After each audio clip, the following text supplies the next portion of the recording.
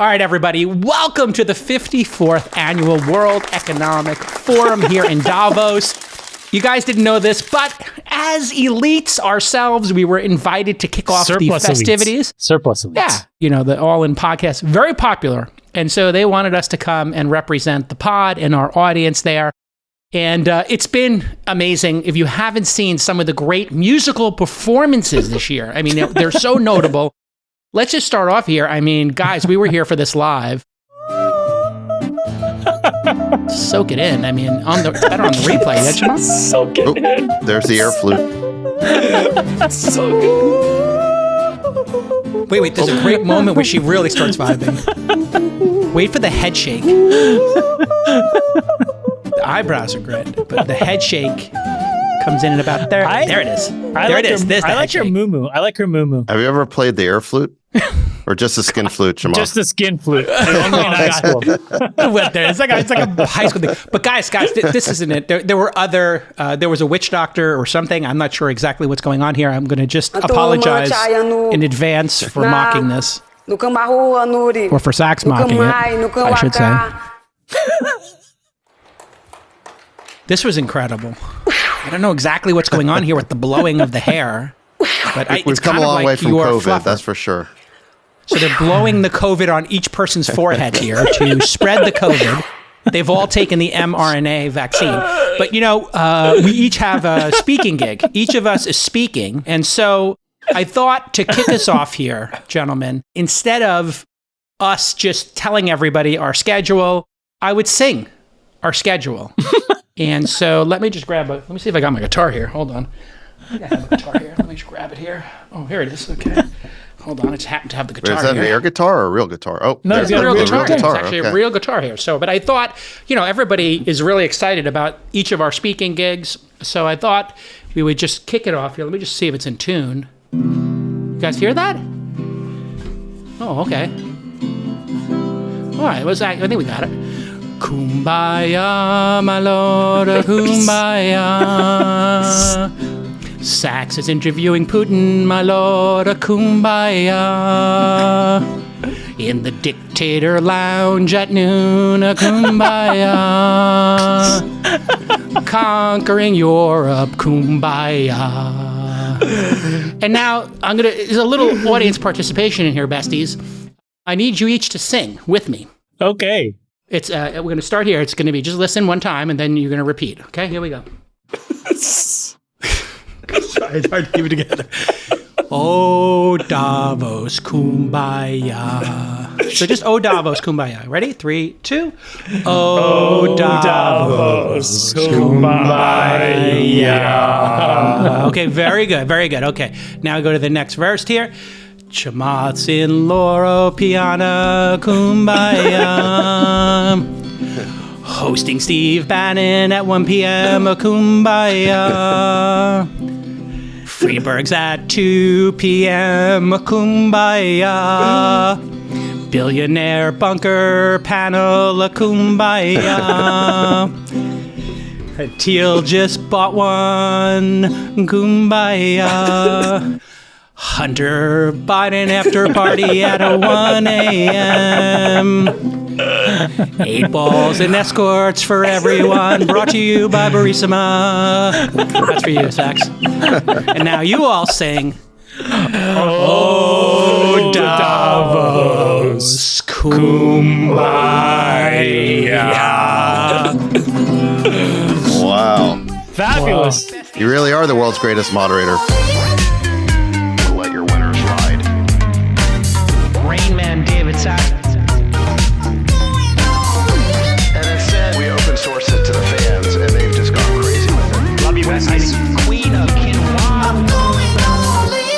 All right, everybody. Yes, the World Economic Forum is wrapping up in Davos. If you don't know what the WEF is, I'll just give you the brief overview. 3,000 people, 5 days, tons of parties. Happens in Davos, Switzerland.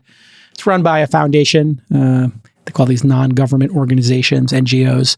You can think of it kind of like the TED conference. Topic this year was rebuilding trust. It's politicians, business leaders, economists, journalists, all the elites. The mission statement of the WEF, improving the state of the world by engaging business, political, academic, and other leaders of society to shape global, regional, and industry agendas. It's a money printing machine. I'll give you a funny backstory later if you care to know. But basically, they try to shake it down for about 40 grand a year to go to this thing. Tons of notable moments that we can get to on the docket here. Freeberg, any highlights for you watching this, get mocked on social media this year? It's been a slow unraveling from this being something that people used to flex about going to Davos. Now people are literally apologizing on social media, X, Twitter, etc., explaining why they're going because they're kind of feeling shame in going to this event. So what are your thoughts on the sort of whole flipping of this from being a flex to requiring an apology in advance? You guys know Andrew Ross Sorkin, the journalist for CNBC. I think he posted on Twitter, I know, forgive me, I got to go to Davos. It's almost like embarrassing now that you are associating yourself with the elite cabal in the Swiss Alps during a time of rising global populism and all the criticism that's been rained down on Davos in the last couple of years. And then Davos is trying to adapt by trying to be more cool and appeal to the populist notions that have criticized them. Thus the flute playing, thus the shamanism, and thus I think a lot of what Javier Milei has called general economic support for what he defines as collectivism, which I'd love to talk about, but why don't we just say that? So I think there's generally been like a response from the community that attends Davos, but there's a lot of conflict here with the fact that folks are flying in on private jets and telling everyone to stop producing carbon, the fact that they're all dining and spending lots of money and telling everyone that we should move towards socialist conditions and higher taxation. It's all a lot of irony wound up in this whole thing. It's almost like a Simpsons show. It's what it's become. Well, and the theme, rebuilding trust, is kind of insulting at its face, at least to me. Like, we don't trust you. You don't need to rebuild trust with us. We're not going to trust you. There's no way for you to do that, especially after what happened with COVID. Sachs, did you have any sort of reaction to this year's Davos and just how people are reacting to it? You heard Freeberg's sort of thoughts on it. Well, Davos has become a parody of itself. And that's why you saw these clips go viral of these ridiculous antics of the priestess doing, I don't know what she was doing. But the only two sets of remarks that actually were taken seriously on their own terms was the speech by Milei from Argentina, and then also comments by Jamie Dimon. And the reason why they went viral is because they were actually saying sensible things that contradicted the sort of established wisdom or consensus at Davos. I mean, they were effectively subtweeting the other elites at Davos. I mean, Milei gets up there, and I think he was introduced by Klaus Schwab, and he immediately starts denouncing collectivist experiments and says that the West is in danger because its elites have been co-opted by a vision of the world which leads inexorably to socialism and thereby to poverty. So Milei basically says this right in front of Klaus Schwab. I mean, he's describing the people at Davos. That's why that took off and went viral. It was incredible. I mean, yeah. In a similar way. And he flew their commercial. I didn't know that. Yeah. Kudos to him. Jamie Dimon gave this interview, I think it was on CNBC, where he basically went full Chamath. He basically admitted that Trump had been right. And that, a lot of the criticism of Trump and all the derogatory comments for years were basically just lazy. And he said that, Trump was largely right on NATO, on immigration, on tax reform. He grew the economy Immigration. Yep. He was mostly right on China, he said. Dimon said he didn't always like how Trump said things or talked about people, but he said his policies were largely sound and only look better in time since we've abandoned them. And he's basically saying that, look at where we are right now. And he questioned the kind of everything is hunky-dory narrative that the Biden campaign is pushing out. So he really went off script there. And like I said, I think Chamath said it first here on this pod 3 months ago. And now Jamie Dimon is accepting that. So that was a huge subtweet, you could say, of all the elites at Davos and the accepted wisdom and, the narrative that they're all pushing out. So, that was the other big interview that went viral. And I think that's really saying something that, that the elites now have parodied themselves to the point where Davos has become a joke, and the only talks or remarks out of Davos that people pay attention to are the ones talking sense to the people at Davos because they're not listening. Chamath, your thoughts? Look, everything has a season. And I think that when there was a much more singular hierarchy of status, Davos played a very important role to signal to other people that you had made it. But, these things come and go. And I think that this is sort of in the back half of its usefulness and half-life. What is it? Probably more than anything else now, a glorified enterprise software sales conference, where the reason to go to these conferences for a lot of these companies, I suspect, is that it allows you to close very big deals, multi-million-dollar licenses of this, that, and the other thing, where you can get the leaders of that counterparty across the table from you and hammer out a deal. And I think you pay 40 grand a ticket for the right to get everybody together to do that. So I think they want to pretend that it's a lot more than what it is. And I think what it is that. And I think whenever you have the ability to convene people to close business, that's valuable. Beyond that, I think it's sort of in the eye of the beholder. And it used to be that the beholder thought that this was important. And now I think we realize it's much of nothing. It's shaman and air flutes and all kinds of stupidity, which is why people have the courage to go and mock it. And I think that Milei's comments and Jamie Dimon's comments exemplify that. The only other thing I would say is that I had heard, although I haven't seen it, so I don't know, is that Alex Karp apparently did a very thoughtful speech about anti-Semitism, and which was also very countercultural to the established logic that the surplus elites at Davos want to believe, which is the anti-Israel, pro-Palestine line. I haven't heard it though, so I don't know how impactful that was. But those are the three things that I've just seen on Twitter. Just kind of the Milei speech, I think, is the one that everybody is keying on, and correctly so.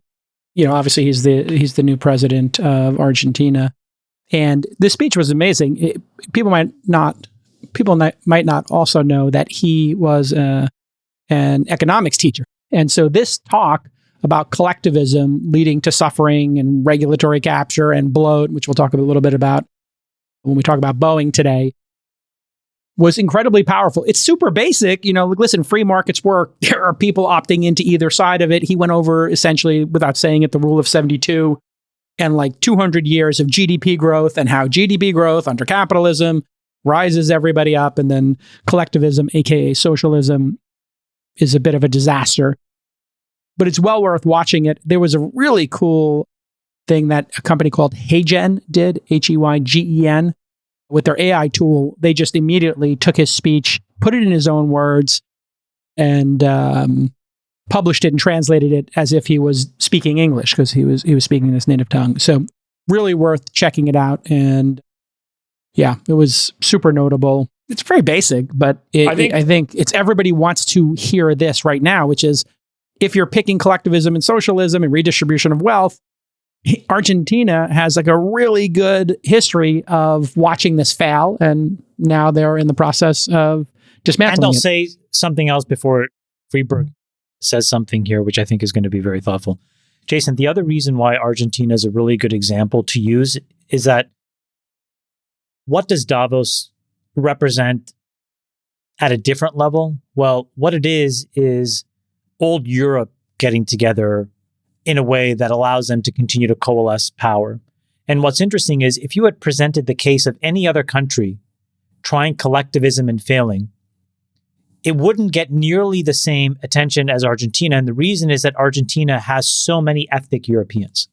And I think that's another reason, which is like, when you present people that are telling you it didn't work, that frankly look like you, speak the same language as you, I think it actually goes further in making the point than if you found somebody in South Asia or Africa that said the same thing to these folks, which they have, which they've not listened to.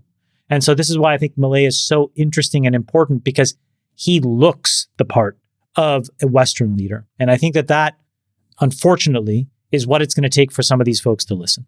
Yeah, and everyone's acutely aware. I mean, I'll say three things on this. One is just talking to your point, Chamath, about the history of Argentina and how it relates to this position that Milei holds and being able to speak credibly to this. Second is what he said, which I think is really important. And third is how it relates to the United States. But this was clearly, from my view, one of the most important media events of the year. I do think that anyone that's listening to us right now should go watch it and go listen to the entirety of the speech. It is so important. I hope everyone really takes in what he said. Just briefly on Argentina, in the mid-19th century, Argentina was a colonial nation, very agricultural, but a lot of free market pioneerism going on. Businesses were built and an economy flourished in Argentina. This photo I put up here is from 1913, Buenos Aires, which at the time was called Paris of the West. I was about to say, it looks like Paris, right? The architecture and everything. It's beautiful and stunning. But here's some statistics a lot of people don't know. Argentina at this time was wealthier than France or Germany, twice as wealthy as Spain, and had one of the top 10 highest GDP per capita of any nation on earth in 1913. And so it was this flourishing, vibrant economy with a lot of innovation, a lot of arts, a lot of building, a lot of employment, a lot of immigration. And then as the series of military coups began, I don't know if you guys are aware, but there was a military coup in 1930, 1943, 1955, 1962, 1966, 1976. And in every one of these cases, the essence of the coup was one of relativism, which is some people have benefited more than others. As a result, we need to change the way that the government and the social structure is functioning, and it had to be taken by force. And I think this is the big story of Argentina that says so much more than any other nation of the past century and a half, which is that these cycles happen based on not absolutism, but on relativism. And I'll just give you what I mean by that. Milei made this point, which is so important. From the year 1800 to the year 2020, in the year 1800, we saw 95% of the world's population in extreme poverty. By 2020, it was less than 5%. And this was driven by free market capitalism, democracies that allowed people, individuals, to pursue their own self-interest and as a result, deliver products into a marketplace that people wanted and were willing to pay for. And that incentive, that market-based system, allowed the entire world to move forward. The relativism problem is that some people move forward faster than others. And that causes this great cycle of what some people might call envy or jealousy. And Milei said it best, the West is in jeopardy, which is the key statement he was trying to make in his point, that countries are no longer defending free markets. This is a quote, private property and other institutions of libertarianism due to errors in their theoretical framework and ambition for power. Opening doors to socialism and condemning us to poverty, misery, and stagnation. Socialism has failed in all countries where it was attempted. And then he started to harp on about neoclassical economic theory and the issues with that. But I want to show you one last image which speaks so clearly to the point that he's making, which is as these governments that are well-intentioned and the people that elect the governments and put them in power are well-intentioned, then try to redistribute wealth by getting the governments to step in and play a market role. The market role that they play causes inflation, causes degradation in economic opportunity, economic mobility, and prosperity for most people. And you can see this in this chart, which we've looked at many times. But everything on the top of this chart, this is a chart that shows the 20 years of price changes of various goods and services in the United States. Everything that's gone up in price is something that the US government has a role in buying or paying for. Yeah, controlling. Yeah. And everything that's gone down in price is where there is a free market that has allowed people to access goods and services at a lower price over time as opposed to a higher price over time. And while the intention is that the government is doing good for people by making education, healthcare, and other goods and services available to them, the government stepping in and intervening in the free market causes the price to go up. And ultimately, you end up in a really negative cycle that resolves in this collectivism approach that he's talking about. And that's why I just wanted to tie back what he said to what's going on in the US today. And I've harped on this a lot, but the growing role that the federal government is playing and the intention is good, but the impact is bad over time. And that's really, I think, why it was such an important speech. He was so clear. It was so important for me to hear it. I'm sorry I harped on, but I just really thought that was the highlight. The key of his speech is, hey, good intentions can lead to a bad outcome here. Yeah, you want everybody to have healthcare. You want everybody to have education. the government is providing it, and there's no customer and there's no market, there's no competition. And the products and services that you are referring to, they include medicine, they include college, they include tutoring, they don't just include, and they include air conditioning, they include refrigerators and televisions, smartphones, all of that. And picking which system and which set of problems you want to have, I guess, is what societies need to do, and free markets. It's a weird reflexive loop, though, for governments, because these people, what he also said was these aren't just well-intentioned people. They're also a small class of elites that wanted to feel like they were better than everybody else by implementing things that worked. And so there is a dark part of this as well, which is their desire for power. And I think it's important to not gloss that over. So this wasn't just a bunch of bumbling do-gooders that screwed things up. This was also a bunch of folks that irrespective of the data, had an opportunity to gain influence and power. And I think that's an important thing to acknowledge, because it created a very negative reflexive loop that governments used. Meaning, if you look at Friedberg's charts, why did that happen? Well, part of what happened was the administrative state became more and more powerful. They were able to pass laws. They were there to decide who the winners and losers were. That is a drug, and that drug is very addictive. And so what happened as this happened was the laws went and reinforced those dynamics of those people being able to decide winners and losers. The thing that has not happened yet, though, and maybe we're beginning to see it in some of these markets that the government is too involved in, is that it has bred a level of incompetence and incapability that we now have to unwind, because the average everyday citizen's lives are either at risk or these services are just so expensive that it's just untenable. And I think that's where we are now. It's a great segue, I think, into this Boeing issue that we've seen, because here's an issue of regulation and safety where you want the government and you want safe planes and you want some level of regulation, but then you get regulatory capture. So maybe, but the government has not been the supporter of the safety agenda that citizens think. Yes. Meaning, when you look at what has happened in the US airline industry, there are a handful of end user providers, but those are all using OEM equipment from one of two vendors, Boeing or Airbus. So it's a duopoly, but in many ways, it's a monopoly, the way that these folks fight with respect to tariffs and imports and incentives.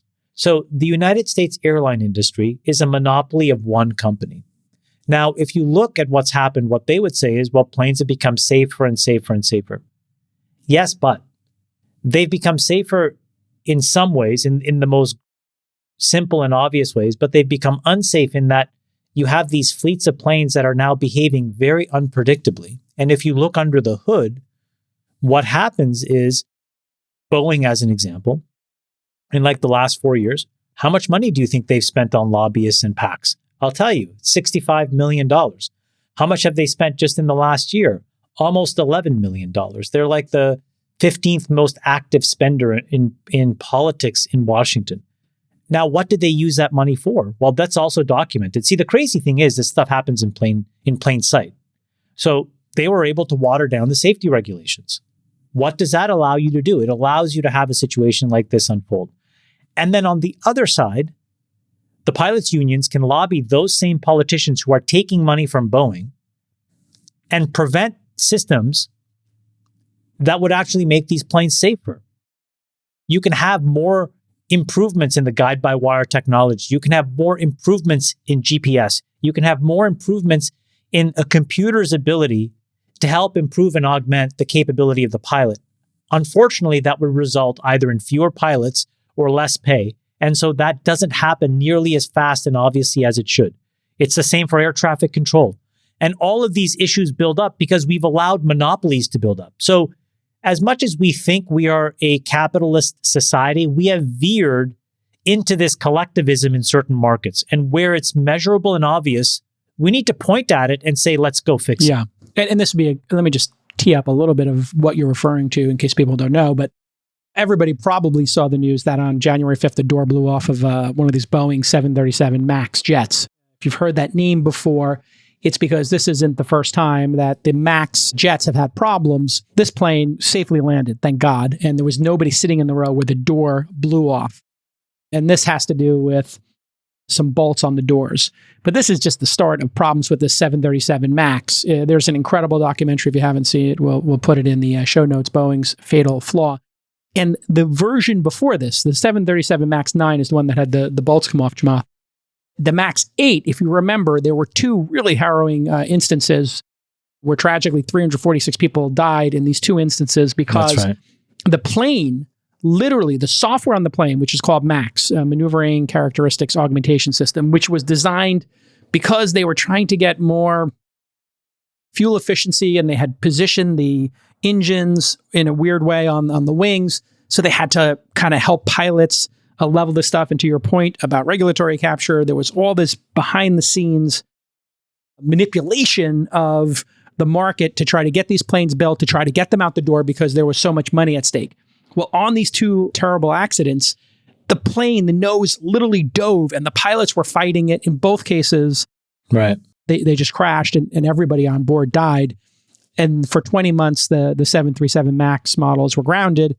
And that cost the company over $21 billion. So there is no competition, to your point. And then in a free market, if there were 10 providers, would this be much different, Chamath? And absolutely. Yeah. So I think that's what you have to realize here is that these duopolies, you'd think there's competition. In a duopoly, there isn't competition. No, I mean, like, for example, like if you look at the car market, how many instances, I think the last big incidents that I remember was, I think Ford had an issue with the fuel tanks of some cars that were exploding, right? Yeah. But the reality is when that happens, there are alternatives. One is that there's a legal requirement for Ford to just fix these things quickly. There are lawsuits that happened. There was class actions. There was settlements. But there's also the ability for folks that can afford it is just to switch vendor, and of which there are 50 other vendors to choose from. That is a healthy dynamic. So today, when you look at the auto market, what do you see? A plethora of choice. And when you see fatalities or safety issues, they are overwhelmingly driver error. Yes. And we assume that and we get insurance to deal with that. When you look at airplanes, you have these three sections of risk that each are compounding because there is no competition. Number one is that the monopoly vendor has zero pressure to actually test these things adequately. Because on the other side of building something well is shareholder pressure to deliver something sooner and faster so that they can reap more profits. Then second is you have a regulatory infrastructure that puts rules on top of rules, but then will bend the rules if you donate to them, right? And that's measured and known. And then the third are the folks that actually operate the planes who have this actual incentive to not see technical improvements because it defends their job for longer. And in all of these cases, there isn't enough competition to shine a light on this to say, how does society actually want this market to operate? This is collectivism. It's not working. Freeberg, you have thoughts on this Boeing regulatory capture and the issue of only having two vendors there and the complexity of these machines now in relation to that? Nick, you can pull this up. This is an audit of the business model for a company called TransDigm Group. TransDigm Group is a aerospace parts manufacturer. They sell certified, regulated aircraft parts to aviation companies as well as to airlines, private pilots, and also the government. And they do about $7 billion in revenue, $3.5 billion in EBITDA. So Chamath, to your point a couple of weeks ago about what's the appropriate competitive EBITDA margin that a company can ultimately achieve, their EBITDA margin is 53%, this company. Insane. Better than Facebook. Insane. On $7 billion of revenue and growing. Nick, if you want to pull up their stock chart, and you guys can see how the business has performed over the years. And their business model has been relatively simple. They've acquired aerospace companies that have certified parts. They drop the cost and raise the price. And they do that over and over again. And here's the business over the last 10 years. This thing is, roughly 10 bagger, 8 to 10 bagger in the last 10 years. The market cap is 60 billion today. No end in sight. And so there was a government audit done of the business by using uncertified cost data, which is one of the most reliable sources of information to perform cost analysis. We found that TransDigm earned excess profit of at least $21 million on 105 spare parts on 150 contracts. So they're selling spare parts into the government. The government auditor came in, audited them, and identified, because there's no real audit. There's no real accountability in government as purchasers, but there is regulatory authority on deciding who are the winners and who are the losers in the market. TransDigm has been elected a winner because they have regulatory approval to make and sell these parts. The cost to get approval to make and sell these parts is so high that it makes it prohibitive for startups to come in and compete in this marketplace. And now that they're a preferred supplier and they get these single contracts where there's no competition to be a supplier, they can raise the price every year.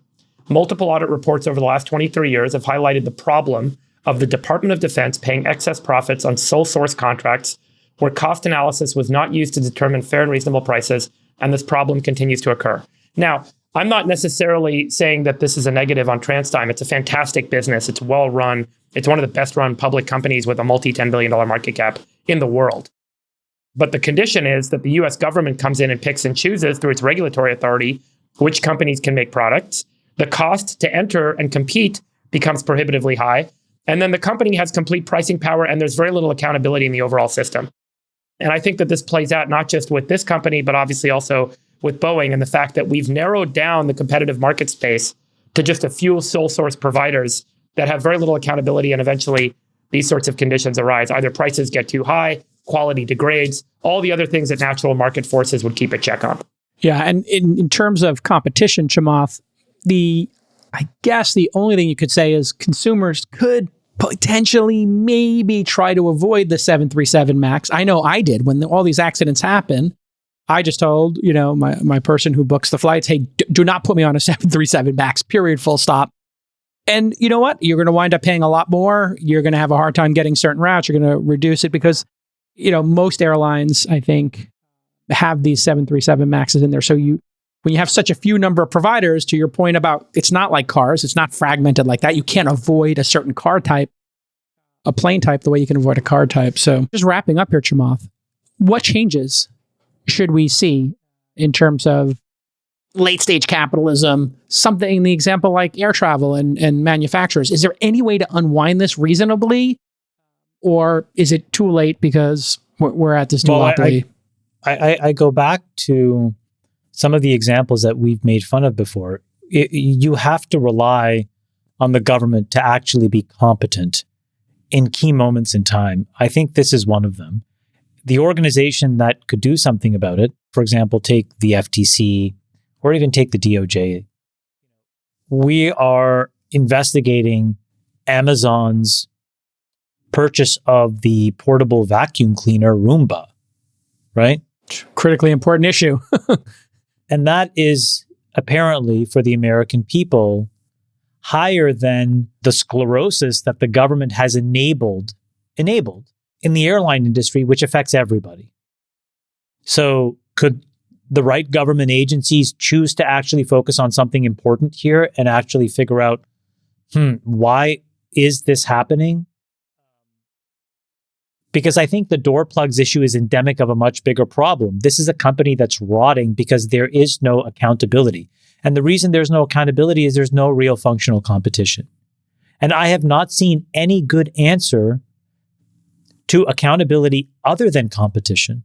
Yeah, I mean, the good news is the FAA really took quick action to ground these 171 Boeing 737-9 MAX airplanes. But they do not understand the scope of the problem if they let them back in the fleet and this is happening.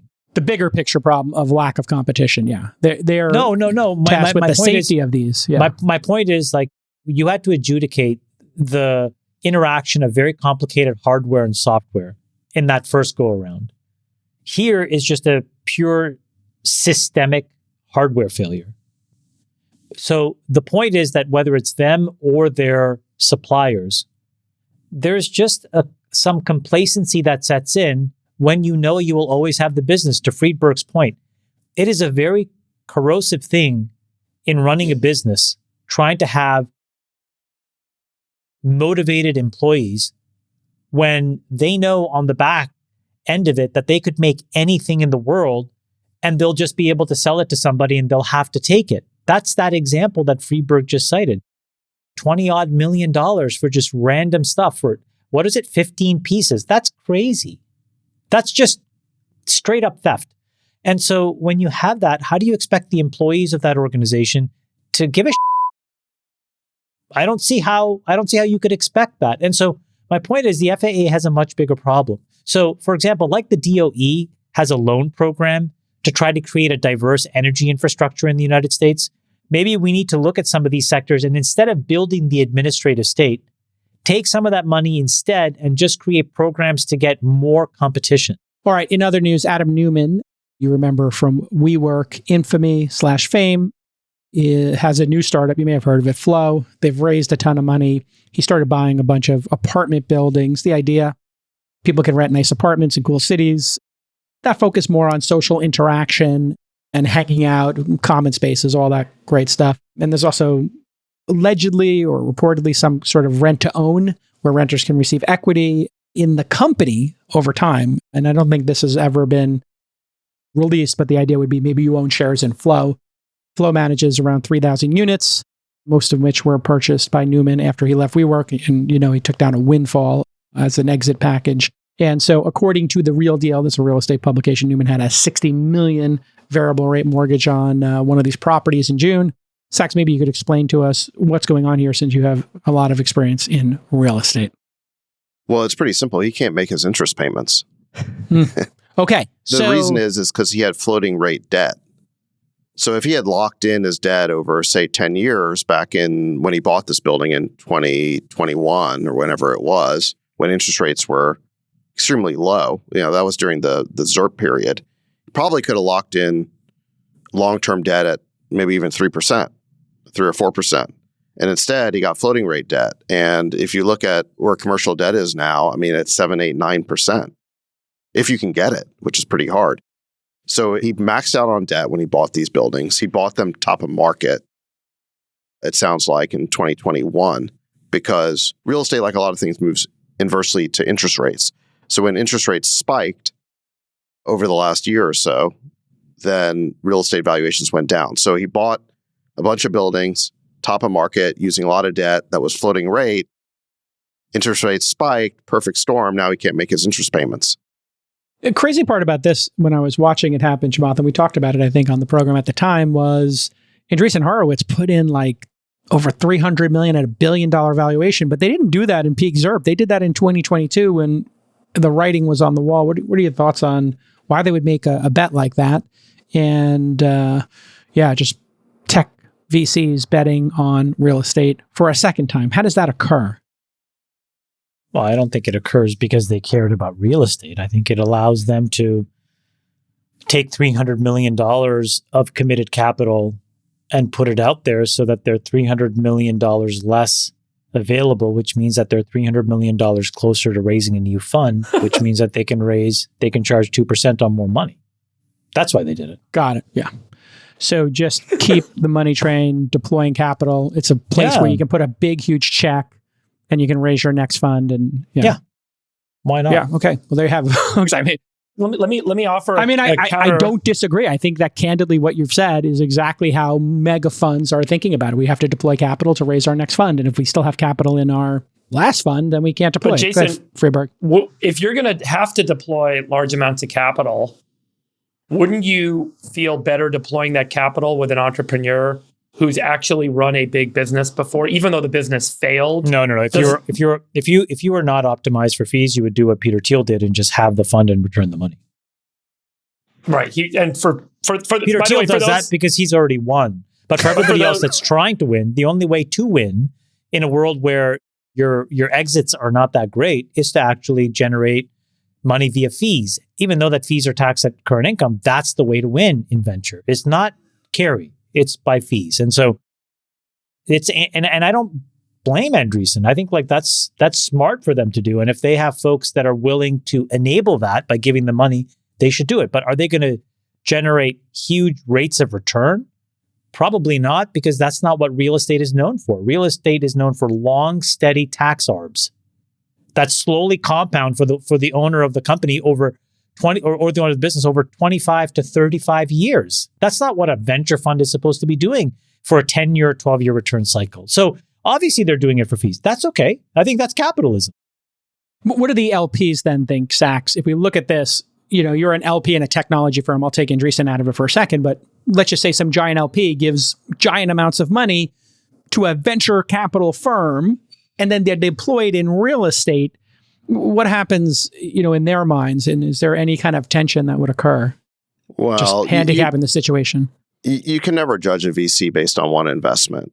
If we were to do that, every VC would have a lot of egg on their face because we're supposed to take big swings and swing for the fences and try and hit home runs and grand slams. And a lot of them are going to make you look foolish. You have to look at an investment portfolio and track returns over time. So I wouldn't judge any particular investor based on one investment. So I don't think that's fair.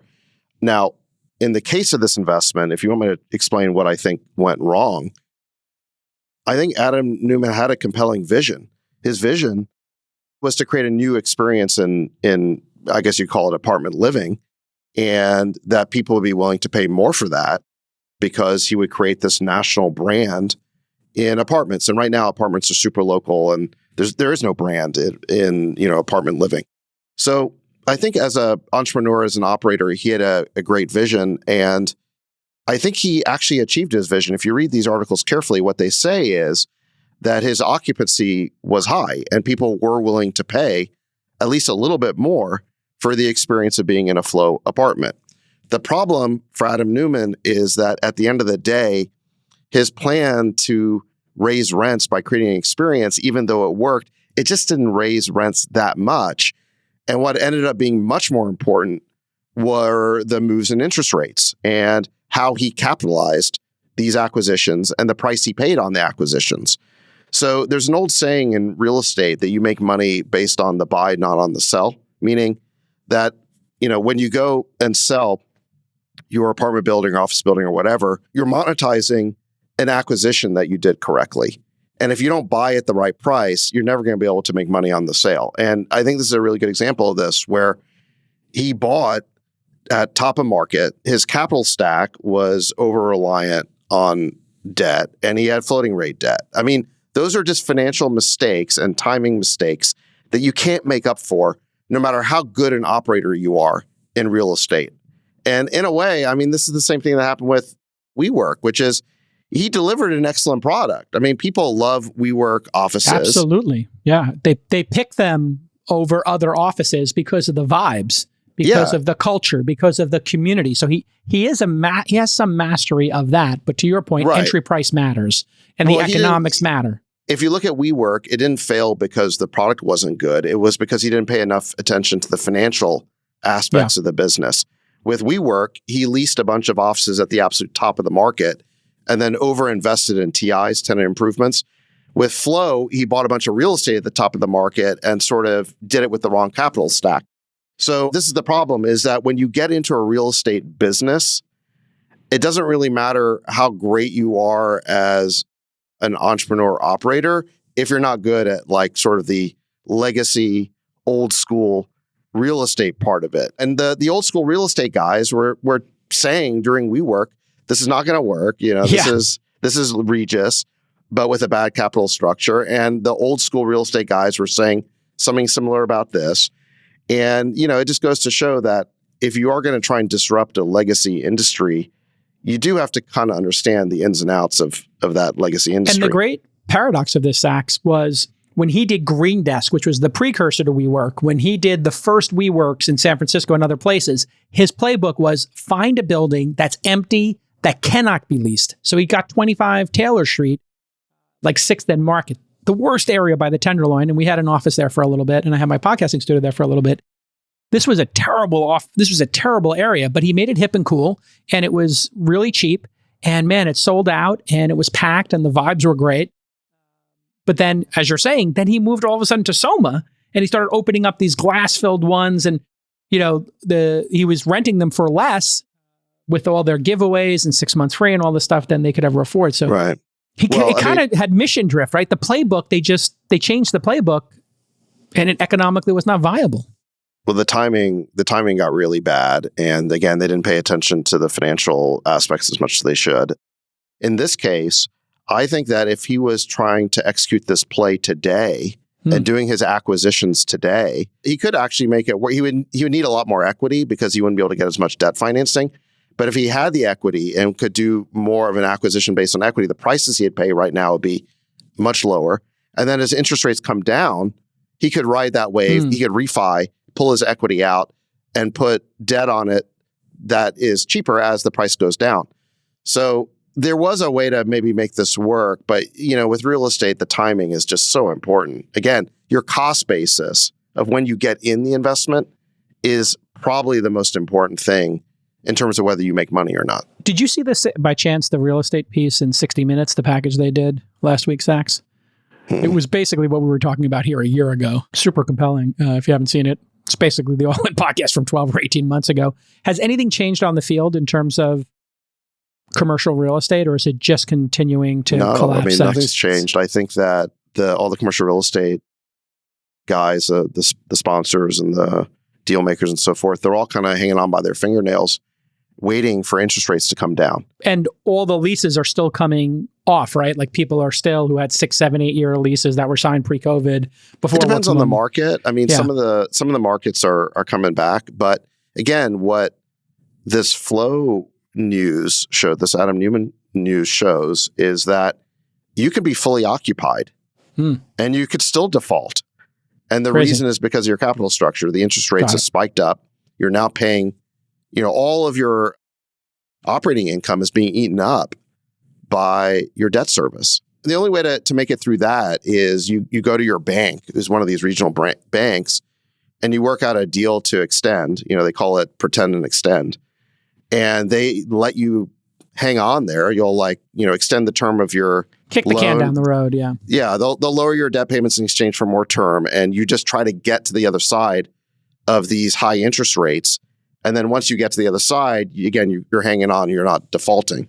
That's what everyone's doing. So if rates don't come down as expected this year, I think the market's expecting 150 basis points of rate cuts.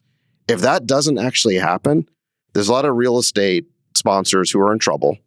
And in turn, there's a lot of regional banks who are in trouble because they're the ones who made all these loans to these sponsors. So everyone's trying to, like you said, kick the can down the road.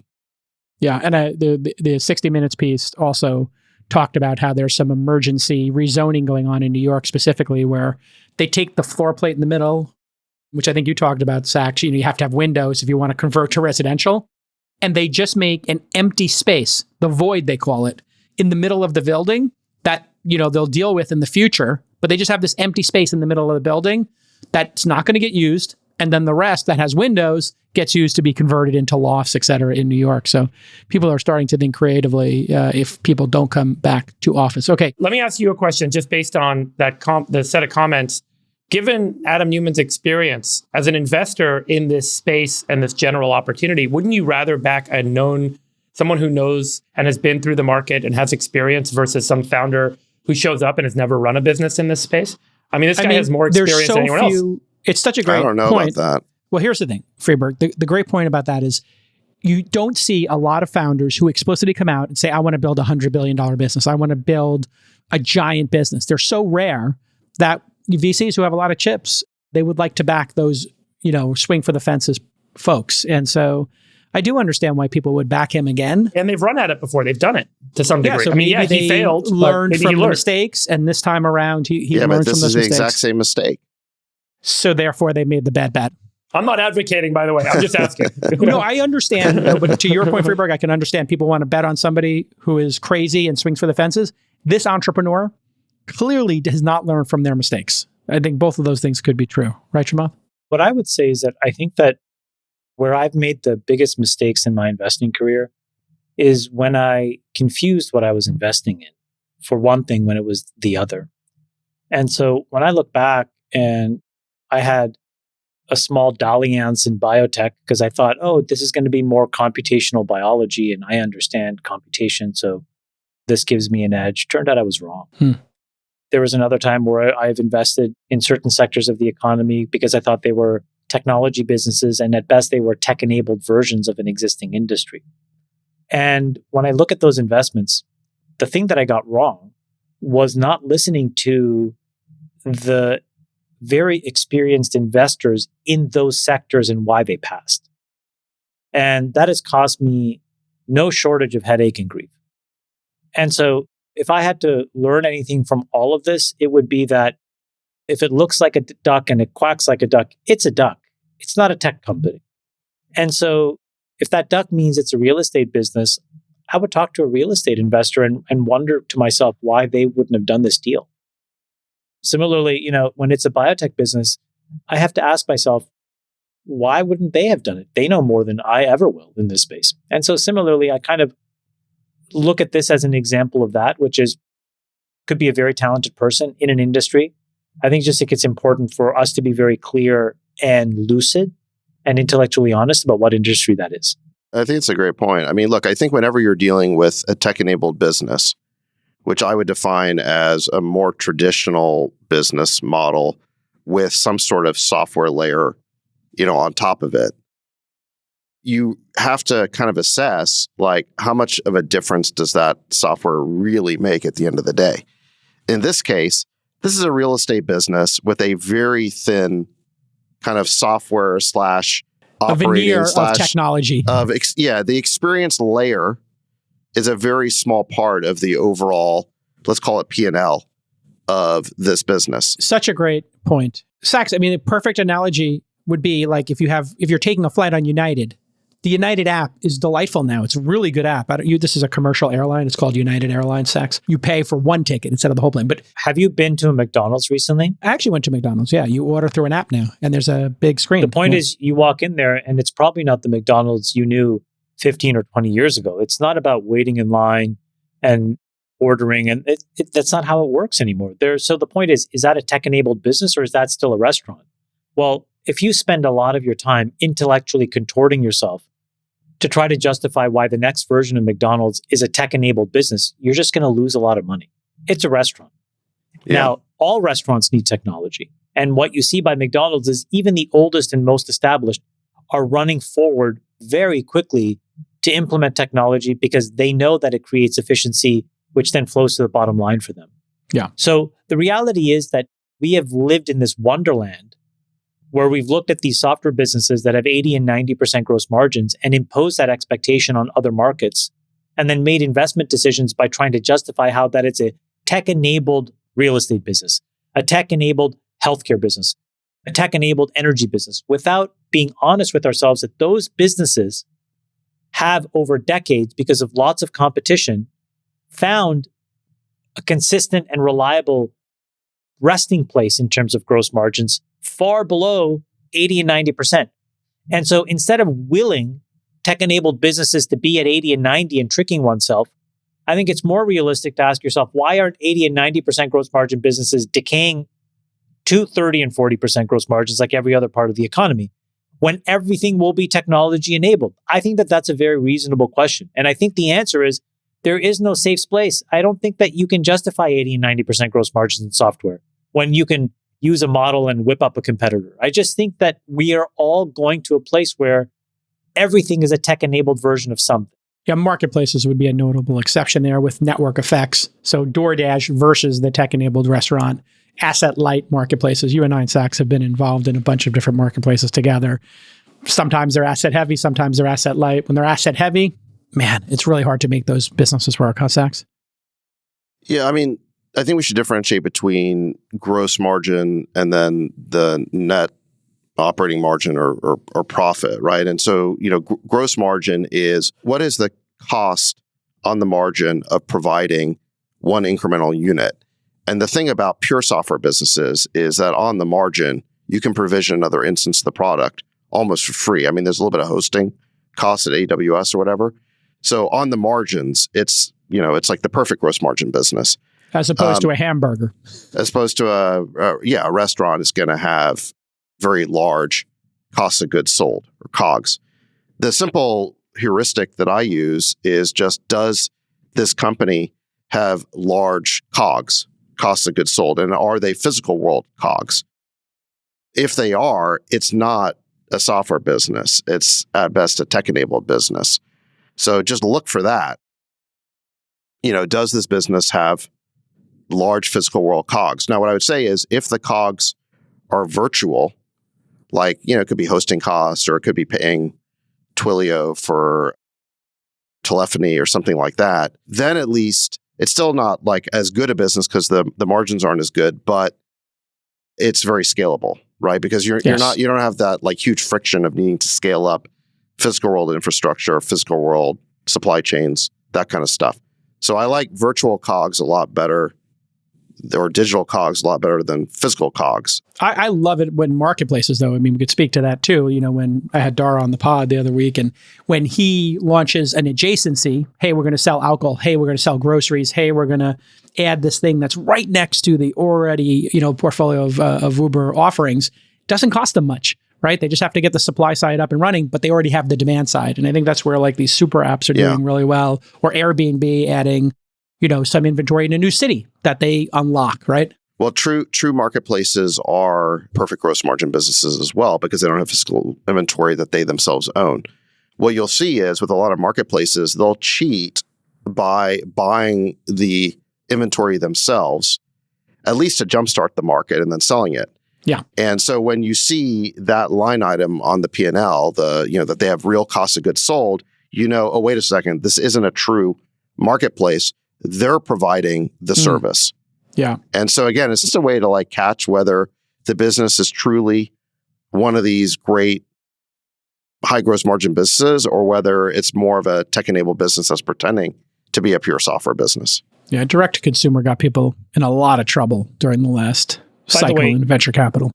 If you look at a lot of these companies, even the best SaaS businesses have seen their gross margins erode by about 15 to 20%. It used to be that best-in-class software business can generate 90, 91%, 88, high 80s to low 90s gross margins. Now that's not true. You see a lot of these best-in-class companies that are in the high 60s to low 70s. So it already just shows you that pressure has come upon the market. And so is it that the software-enabled business goes towards 85, or is that the 85% gross margin business goes towards 30? It looks like it's the latter. That's just what the data says. Well, maybe I'm just categorizing certain costs differently than you are, but I don't know why a software business would go all the way to 30, right? Because again, sales and marketing don't count in the gross margin. G&A doesn't count. Even R&D doesn't count in the gross margin. It has to be, a unit cost that you can attribute on the margin to that incremental instance of the product. So things like, again, paying Twilio for metered telephony or paying OpenAI for like metered API access, all of that is definitely in COGS. And I think some customer support costs that can be attributed on kind of a per instance basis, that goes in there. But if sales and marketing and R&D and G&A aren't going in there, I mean, I don't know why you go all the way to 30. I guess I'm just saying that I still think software businesses and marketplaces for that matter are still the best kinds of businesses on a margin profile basis. The problem is that there's a lot of fake software businesses or fake marketplaces out there that are pretending to be pure tech businesses when actually they're more like old school businesses that have the veneer of technology. And I think to your point, they're like the trick of saying I'm an 80% gross margin business but having no profitability is then who cares?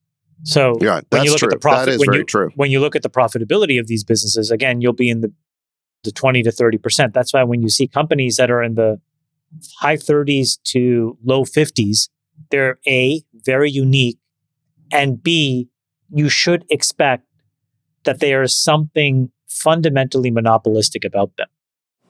And that is the simplest way to filter out these companies, because in a highly competitive market, you cannot extract those kinds of profit dollars. Capitalism says you can't do that. So you can only do it when you have an N of 1 or N of 2 kind of competitive dynamic where there's essentially a mutual detente with your biggest competitor. Yeah, it is a good point that just because you have good unit economics or good gross margins doesn't mean that the business is profitable at the end of the day. Good. Yeah, it could be. I mean, totally you could have 80% gross margins and still be losing a ton of money because you've got too much overhead, you've got too much sales and marketing, you've got too much R&D. Yes. So you're selling to customers who don't really need it, and then they eventually cancel, right? Like we see that a lot. Look at the streamers.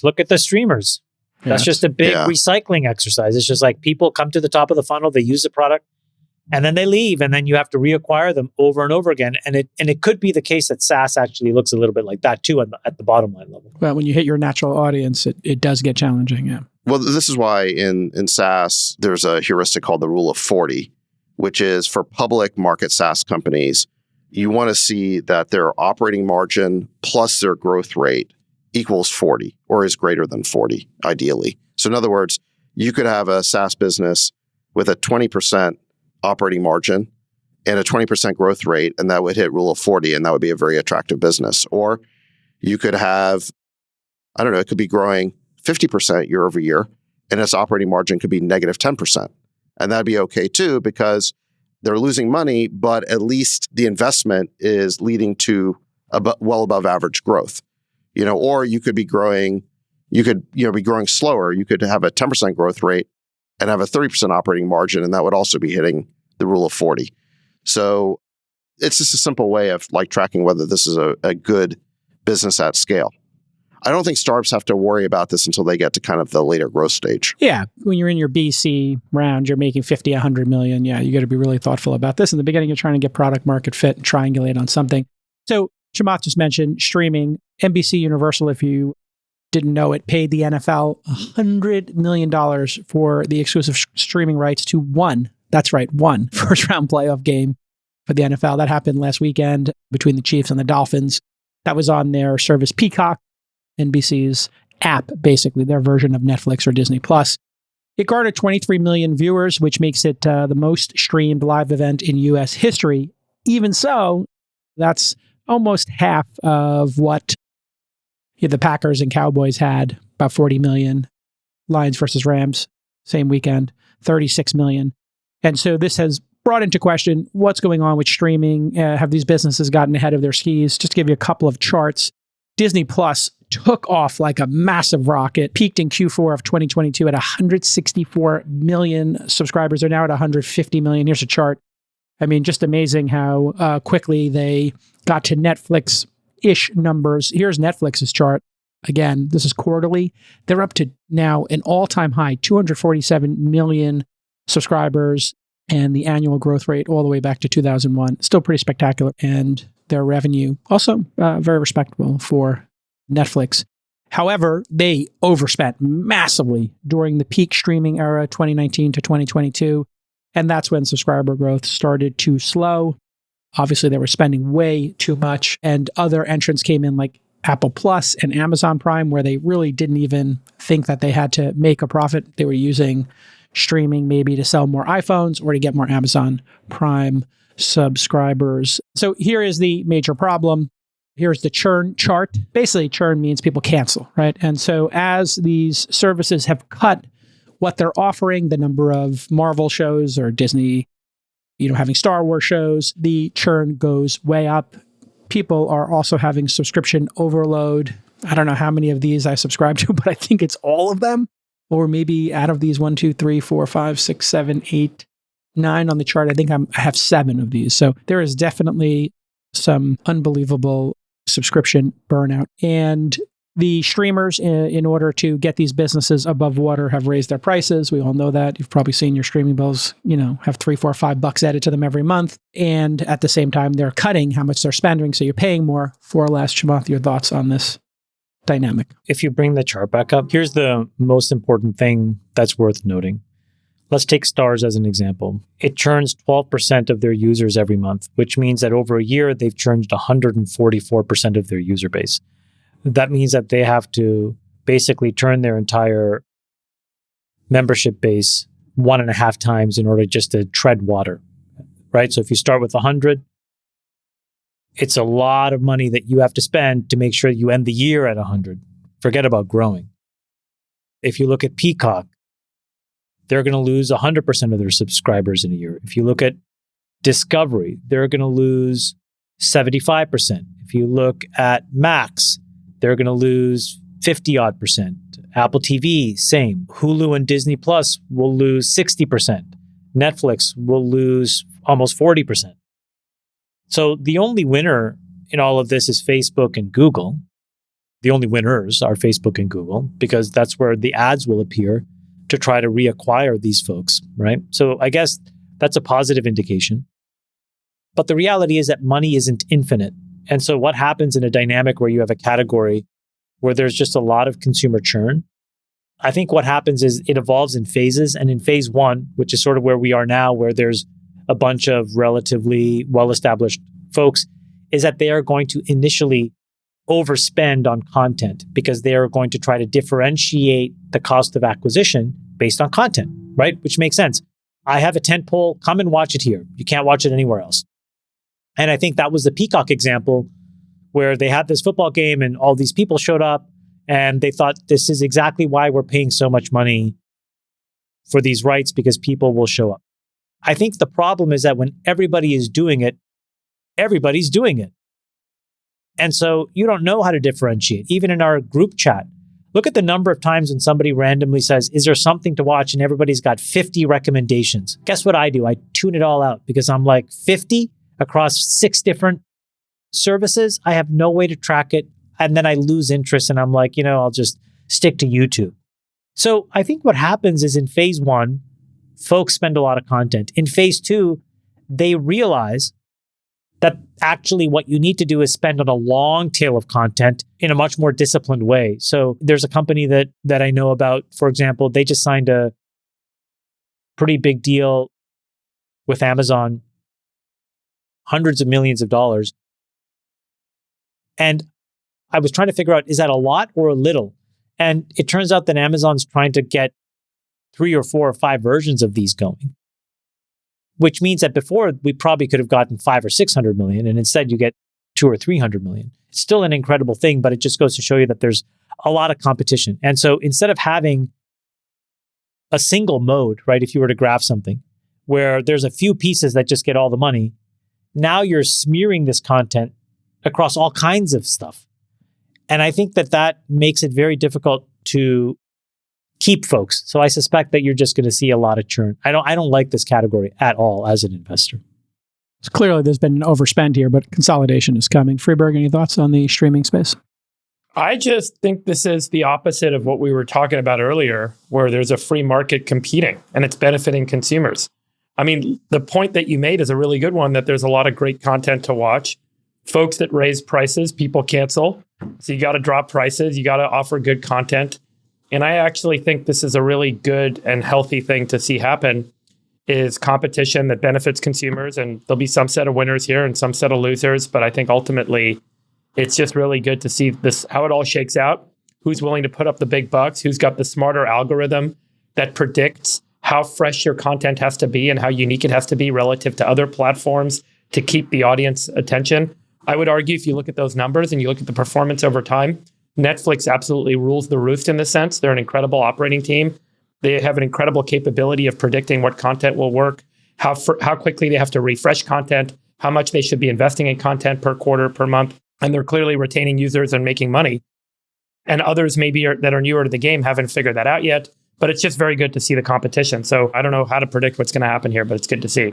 It's clearly going to be massive consolidation. Also, these folks are launching advertising-based versions. So you probably saw Netflix has an advertising tier. And so a lot of these folks didn't have those. Disney Plus, I think, is going to have one as well. You know what no one's paying attention to is YouTube TV. I don't know. Do you guys subscribe to YouTube TV? I'm a Hulu person. Yeah, I think it's fantastic. If you look at some third-party data on YouTube TV, the subscriptions are going through the friggin' roof. And it's really interesting to see because with YouTube TV, you're basically rebundling the unbundling that happened in cable, except you're doing it over the internet and you can access it anywhere. So they've basically converted the pipe as the value to the service itself as the value, which you can access anywhere you want on any TV, in any room without boxes, while you're on the road, on your phone, on your laptop. And it seems to be kind of highlighting that maybe it wasn't necessarily the bundling that was the problem, but the way that the service was being offered. So who knows, maybe bundling versus all of this part and parcel, you got to pick 5 different providers and buy content on the fly.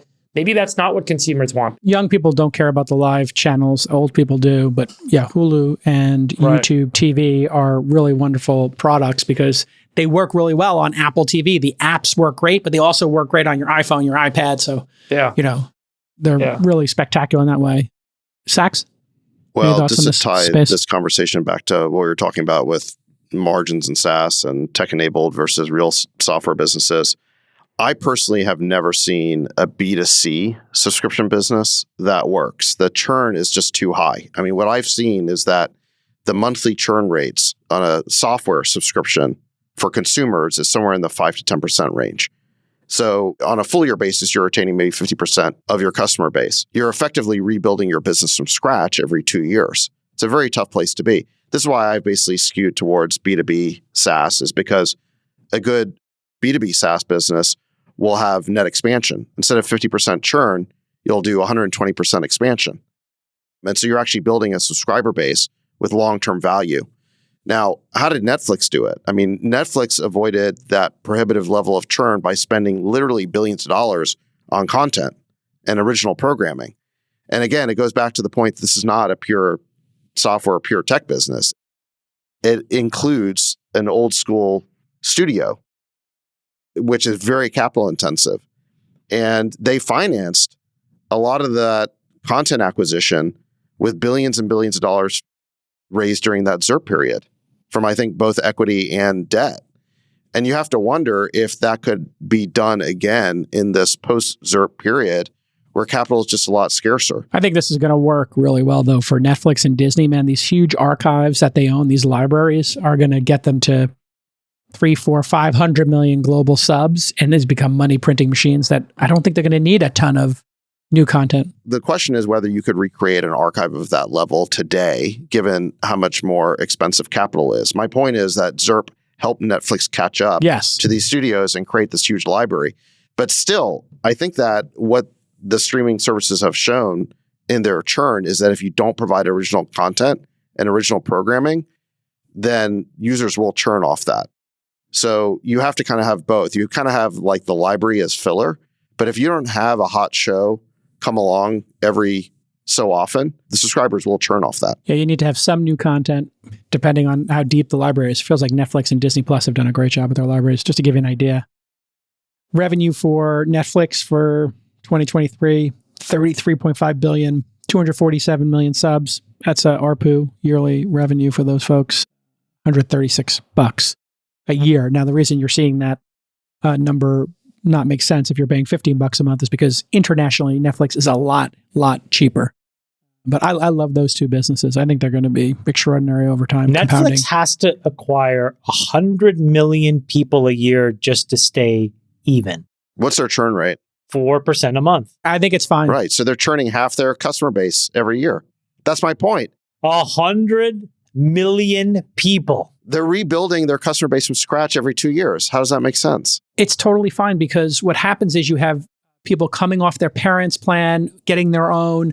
People go through a bad beat. They don't like it. Whatever. They unsubscribe, but they all come back and forth. And then it just keeps growing over time. I think you're describing something that's true. I think David is describing why it's a shit business.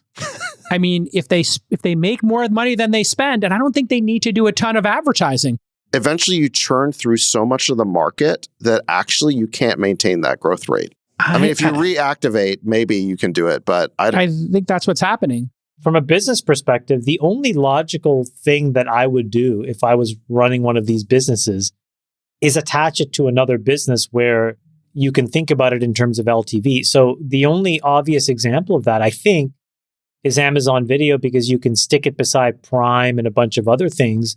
And now you have a very different way of justifying LTV and minimizing churn. And that seems like I buy that argument, Jason. I don't buy like a standalone business like this trying to do it. Ugh, yucky. No. Sorry, real quick. Have you guys dug into Netflix's business?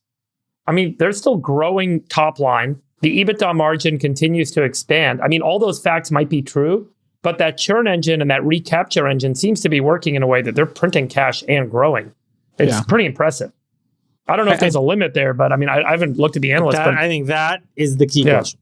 Yeah. To the bundling point, Apple Plus, which is the TV component, not the hardware product, is bundled as part of this Apple One program, which is kind of like Amazon Prime. And so I think you're seeing a little bundling there. Netflix also added video games to make it even more sticky. So I think there's like a subscription super app coming, which the New York Times has kind of done, right? With Wordle, crosswords, The Athletic, Wirecutter, and the New York Times. So I think you're going to start to see. Honestly, you just said a jumble of names that went in one year and out the other. I don't remember a single one you said. This is my point. For most people, Jason, not a media aficionado like you. New York Times is doing fantastic doing this bundling. Some people come for the crosswords and Wordle, and that's why they subscribe, and they like the news. Other people come for the news. They discover crosswords and Wirecutter and The Athletic, and they stay for that. So I do think there's going to be an incredible business here. I'll take the other side of it. Yeah. They spent a lot on content, though, during that period where Disney Plus came in. And I think everybody's now has a little more discipline and the budgets came way down.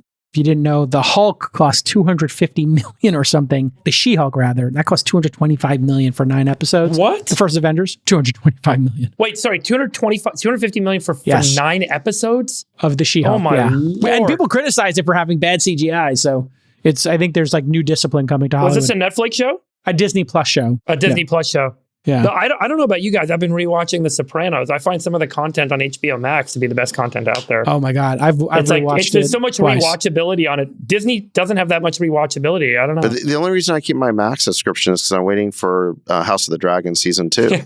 Yeah. I mean, if they didn't have that one show, I'd be like, yeah, cut it, Yeah. I do think this could help Netflix because a lot of these streaming services came along. We had way too many, right? We got saturated with streaming services. And most of them you subscribe to, you may not even remember subscribing. You may just subscribe to a free trial to get an NFL game. And then you get billed because you forgot to cancel it. By the way, Yeah. have you guys ever gone into Apple iCloud settings and looked at your subscriptions? Oh boy. Yeah. Get in there and guys, just go. If you have like an extra 5 minutes, you Just will rip save it out. so much money by Yeah. going into subscriptions in your settings and just turning them all off. I was shocked. I mean, This is part of your austerity measure? Absolutely. you know how many subscriptions to Disney Plus I had? How many? Well, this is what's so gross is why they even let me do this. I had 3. What? 3. Yeah. How's it How did even you- possible? One for the plane, one for But the kids. I had 3. I had 3. I had 2 HBOs. I had 2 Netflix. Oh no, Netflix keeps sending a message saying, "Hey, you need to update your payment information." But then I'm watching Netflix on my Apple TV, so I'm like, I'm clearly paying for it somehow. It's so confusing and. I have the perfect solution for you. There are credit cards now where you can set a spending limit. And so what I do is every year, I just turn off the limit on that credit card. I just take it from unlimited or uncapped down to 0. And I do this for business as well. And then You know what all I the call that, subscriptions Jason? time out. You know what I call that? What? Jeff. Jeff does that for me. Jeff doesn't yeah. But I mean, having somebody go in there I and have, then I have a Jeff. you know, but it's very simple. You only use one card for subscriptions and then you turn it off every year to Yeah, see which yeah, ones you yeah. want to keep going. It works really well. And then you move the other ones to a new I card. don't even want to say how many thousands of dollars I was wasting on like Duolingo. I was like, I'm paying for Duolingo, and then I was paying And for you're like, Italian, it's still terrible. yeah, I mean, terrible. And then I had think you like, have a case but- against them. No, You then could I had sue 'em. Duolingo, and I had Babbel, and I had Rosetta Stone. So I'm like, my Italian is not improving because of any of these 3 apps, but I was paying them collectively like $400. I had a Whoop subscription. I don't even have a Whoop. When Rick Thompson started Manscaped, I signed up for Manscaped. I get all this ball deodorant. I've never used it once. We know. And We by sit the next to way- you in poker. We know. It's not working, bro. Just a message to Manscaped. I have tried to cancel. I have called. I have emailed. I took it upon myself to try. It's impossible to cancel. They won't even let you reset your account so that you can get a link to cancel. It's so hard. And still, your balls are terrible. Yeah. My balls are phenomenal. No, I've sat next to you in poker, man. Not real. Okay, let's get into plastics and get off Chamat's balls. I mean, how did we get here? Subscription services. Subscription services. Yes. Streaming is at a crossroads, apparently. So They're really trying to make that ball deodorant happen, aren't they? They're trying to make it happen. Well, they're trying to make fetch happen. Ball deodorant's not happening. I'm sorry. I mean, what are you supposed to do? Squat and swipe? How does that work? Is it a spray? Are you lifting and spraying? Is I mean, it, you got to give them points is for it a gel? creativity, trying to create like a new thing. But yeah, I was trying to support my friend in signing up for a subscription service, and now I can't cancel. That's my problem. That's my predicament. Could you also take a shower and use soap? I don't know. Just Bro, putting it out there. What's going on down there, Chamath? Does it have to do with the product? I signed up because Rick was the Got it. venture investor that seeded it and started. I supported my friend, Yes. and now I want out, and I cannot You get can't out. get out. Every time I try to get out, they pull me back in. I'm just going to say, when it comes to Manscaped, no testimonials, please. No testimonials. The worst part is like you know, it comes to the house, and Oh, somebody opens your ball deodorant and puts it on your desk. They do. No, they Now put the it right on entire the staff knows you have stinky balls. Well, that's what's so funny. They put it right on the kitchen counter. So as I walk through the mudroom, Everybody, and I the think walk to of shame. I grab it and I'm like, who's seen this bottle? Ah, there it is. What is it? There it Closed is. bottles. How Good much Lord. shaving ball deodorant?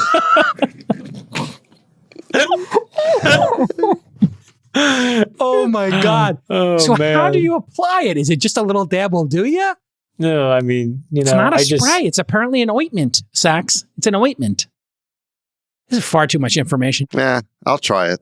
Don't you? Sax like, I'll try it. it's coming to your Christmas. You know what? I'm going to give you my subscription. It's gonna drop ball deodorant.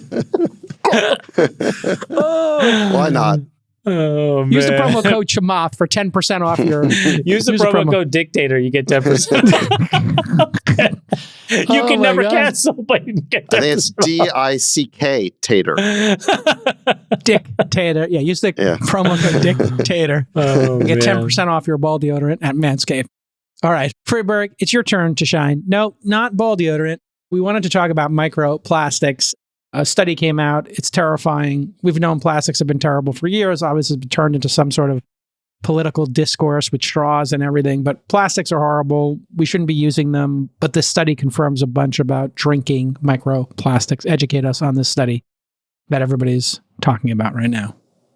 Dr. Friedberg. I wouldn't start with the statement that plastics are awful.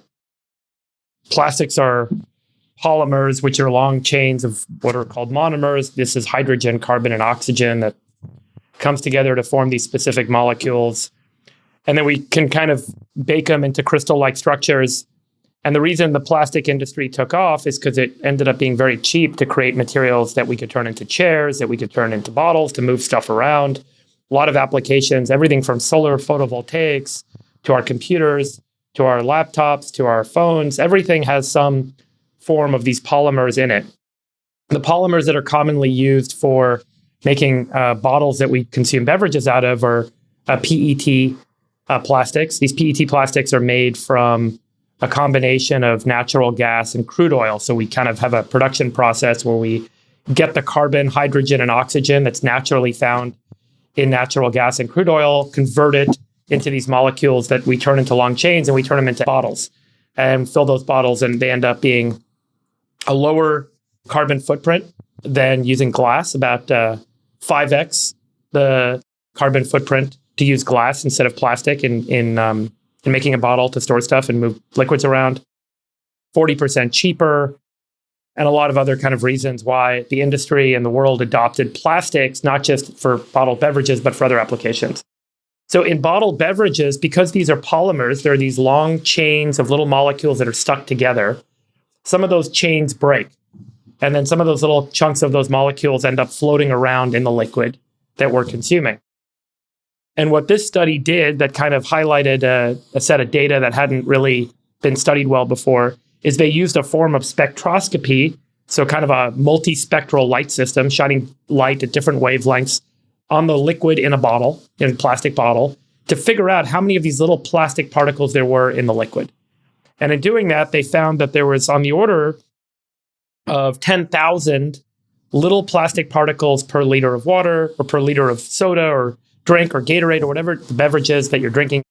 The real question then is, well, how risky is that? So if you look at a lot of the health agency studies, the kind of well-adopted and well-researched efforts on is there toxicity associated with PET plastics on its own, they find that there's very little genotoxicity or no genotoxicity, meaning it doesn't change your DNA.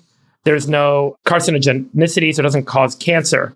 But there are other studies recently that have shown different mechanisms by which these little tiny microplastics might end up in your cells because they absorb into your body and they're small enough that they can cross into barriers. They can get into your brain. They can get into your cells. When they're in your cells, there are other mechanistic studies that are done in a petri dish as opposed to being studied in the body, where they've demonstrated that they could actually disrupt the function of organelles like mitochondria, endoplasmic reticulum. So all these little things that operate in your cell, they can cause irritation. They can trigger chemicals to be produced that might cause allergies, that might cause inflammation, and so on and so forth. So while the general molecule of PET itself isn't known or shown in any way to cause cancer or to cause changes in your DNA, there are other mechanisms by which these little tiny plastics might be disrupting cellular function, might be causing other health issues. And that's now going to open up a big area of research that's going to be predicated, I think, on the fact that this study now shows that there are thousands, hundreds of thousands of little pieces of tiny plastic in these plastic bottles that we're drinking water and soda and juice from that are getting into our body and into our cells. 240,000 little pieces in the average 1 liter plastic bottle. It's a pretty scary statistic when you hear And that small number. enough to cross the blood-brain barrier. Right. And in rats and mice, they've shown that these little microplastics can actually accumulate in the brain if they consume enough of them. Now, the reason this hasn't been well understood or studied in the past is we kind of look at the aggregate amount of plastic that's in a liquid. And it's like, oh, the amount is so small, it doesn't matter. But when you start to look at how small these little pieces of plastic are and add them up, the cumulative effect over time that they can actually cross into cells, cross the blood-brain barrier, maybe are not getting removed from the body. That's opening up a whole lot of research because there's no easy way to just scan a body and say, is there plastic in it? How much plastic is there? Because there isn't a good chemical signature for it. And what these guys did is they used light to look in the liquid to find the plastics, which we can't easily do in the body today. So, Freiberg, are you going to drink plastic bottled water anymore? I'm not. Okay. Jamal? I've already stopped. This started for me about 4 months ago. My wife basically said, we're getting rid of all plastic. And at first, I really pushed back and I'm like, this is crazy. And she just kept talking to me about it and showing me all this data. And yeah, about a month ago, I would say I switched. So now I use glass and a carafe like this. Yeah, much better. We got rid of all of the plastic in our house, in the gym, no more bottles. It's wasteful anyway. Like, why not? If you have beautiful filtered water at home, put it in a carafe. Sure, but the scary thing, I mean, it's a little bit more inconvenient, I'll be honest with you, but it is very scary. And I think that it does alter the phenotype of the human body over time. And I think you'd have to be insane to bet against that. And I suspect when you look at the rates of depression and autism and Alzheimer's and dementia and autoimmune diseases, Crohn's, rheumatoid arthritis, to think that all of these environmental factors have no impact, I think is taking a very scary bet. Here's what I do. I buy these glass bottles on Amazon, 2 or 3 cases of them. I have the best water filter system at home. We fill them, we put them in the refrigerator, and we haven't bought plastic in years. Saks, Wow, in years? In years. Only because I Wow, care good about for the you. environment, because I'm a good person. Good for you. You Good for know? you. Jason, I'll also say like that application is a pretty small, like I think on the order, if I'm right, 80% of bottled beverages are drunk outside the home. So people are buying stuff at convenience stores, at gas stations, at markets, taking them with them to work. And that's how a lot of plastic bottles are consumed. I carry a Contigo And by the with way, me. remember the US is such a small percentage of the global population. You go to Africa, you go to Brazil, you go to China, there isn't a great, like, people don't have these amenities that we have in our upper and middle class America, that plastic bottles have provided access to products that consumers around the world otherwise wouldn't be able to afford. So there's a reason they exist. But by the way, I also want to just be really clear. There isn't conclusive evidence or science that shows these plastic microparticles or nanoparticles are causing these health effects. There's certainly a lot of questions that it brings on, well, what is the cumulative effect of these little things getting into cells? Do they get into cells? What do they do when they're getting in there? Why would anybody bet that it's zero? Right. So that's the research. What is the upside? Right. Well, the upside is that people get to access cheap beverages on the street that otherwise people that are living on $13,000 a year that can buy a plastic soda for 25 cents. You can also buy one in a can, though. Yeah, so that's definitely an alternative. They're a little more expensive generally. Plastic just became the cheapest container. Saks, your thoughts? Sorry, guys, I stepped out to get a drink here. Did I miss anything? It would be better if you had put a straw in your water bottle and we're drinking from a plastic bottle with a plastic straw. Now I understand your level of depression. It's what's causing it. Saks are just killing those Arrow water bottles. Yeah. Did I miss something? Yeah. That was a science corner. I stepped out. Also, I use these beautiful Contigos. I think some people use Yetis or other kind of things. And I actually carry them with me only because I try to think about the environment. Just the amount of plastics being created. I don't know if you've seen this, but you go to Whole Foods now or you go to any supermarket and you see this wall of salads. Freiberg, this is unconscionable. Like we're literally giving people salad in a giant plastic box. So first, let me just say a couple things about this, because there's this conception that this is just awful, but plastics, there is a degradation of these PETs when they're exposed to sunlight. There is a recycling system that much of this material ends up in. Much of it? Yeah, I mean, I don't think that's actually correct. Not a lot. But what would the alternative be, right? So the alternative is you put it in a glass thing and you charge people $15 for a couple of pieces of lettuce. The reason the plastic industry emerged is because it provided a low-cost way to transport materials.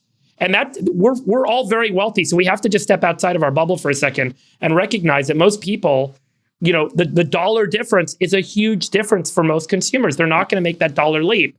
So, the fact that plastics emerged is to support a consumer market that's grown up all over the world. Yeah, but how does this make sense? Look at these bananas.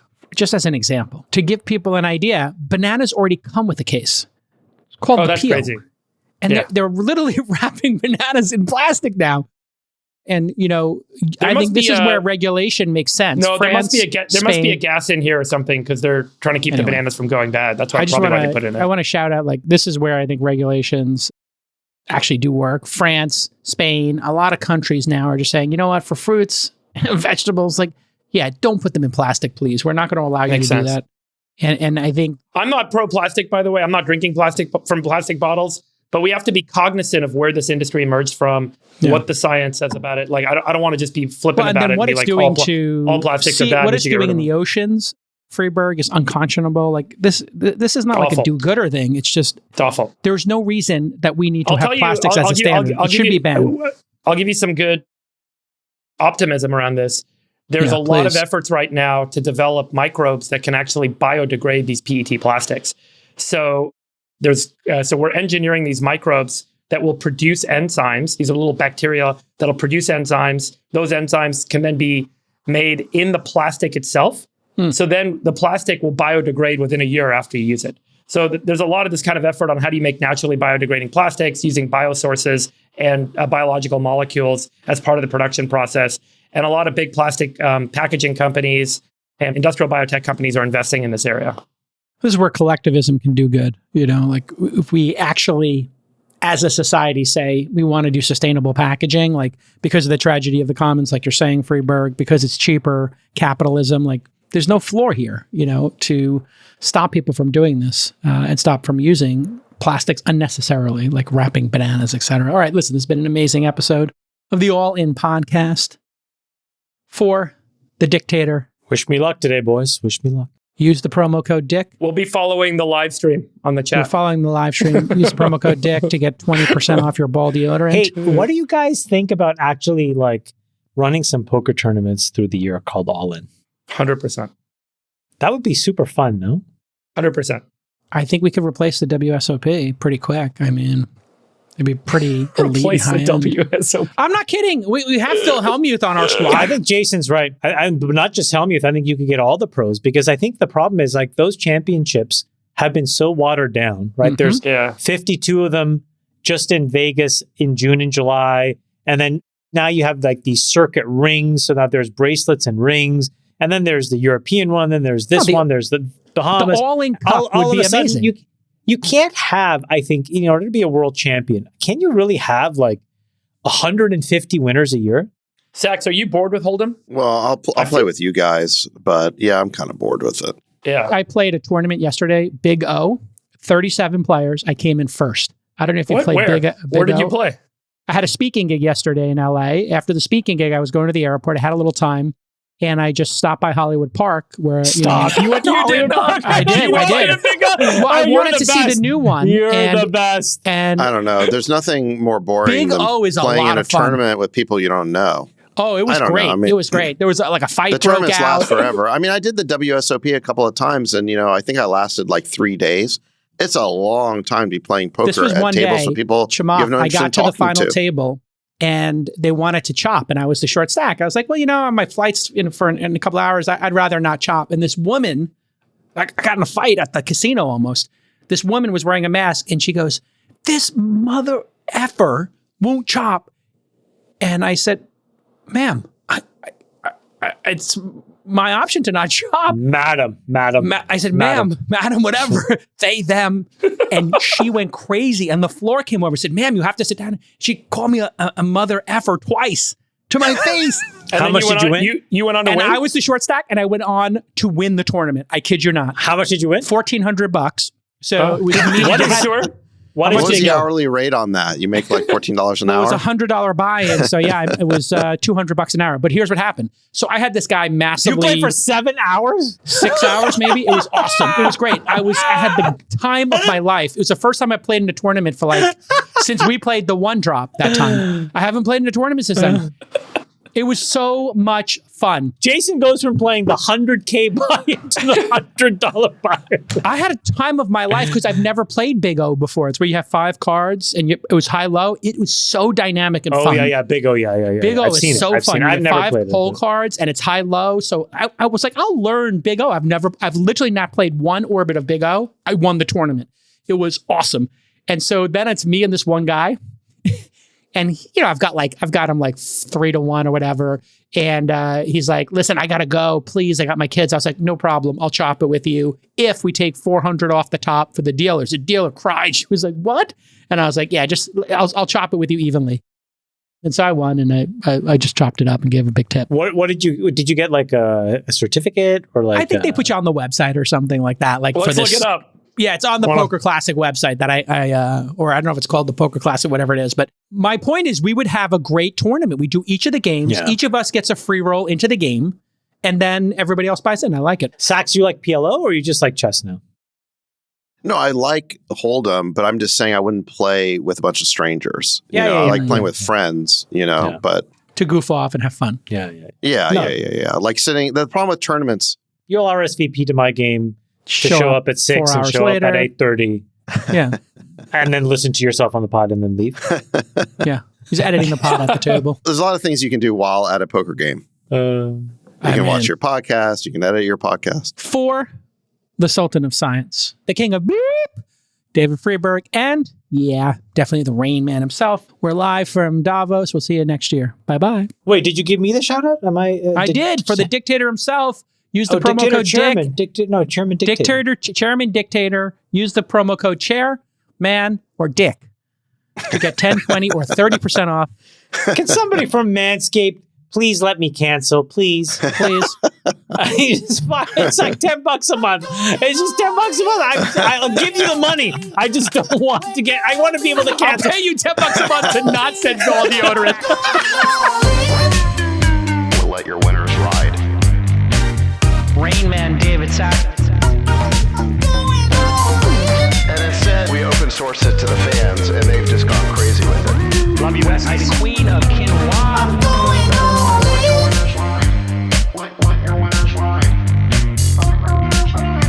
Besties are back. That is my dog taking a notice in your driveway. Oh, man. My haberdasher will meet me at Clinton. We should all just get a room and just have one big huge orgy because they're all just useless. It's like this sexual tension that they just need to release somehow. Wet your beak. Wet your beak. Your beak. What? We need to get merch. Besties are back. I'm going all in.